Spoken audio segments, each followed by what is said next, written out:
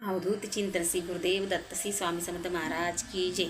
आज आहे 13 मार्च, आज आहे होळी। तर आपल्याला होळीमध्ये काय काय सामग्री टाकायची आहे आणि त्या 7 वस्तू आहेत त्या तुम्ही नक्की टाका। तर चला सांगते।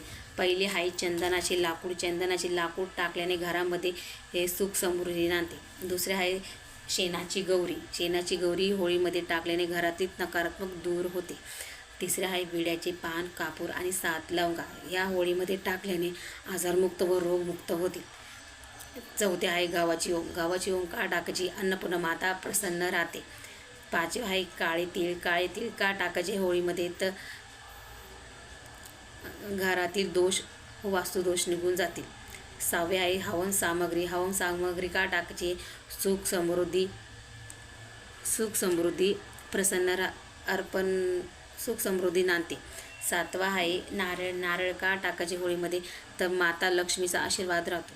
ह्या सामग्री तुम्ही होळीमध्ये नक्की टाका। तुमच्या घरातील दोष, वास्तुदोष व आजारमुक्त होत्याल आणि सुख समृद्धी नांदेल।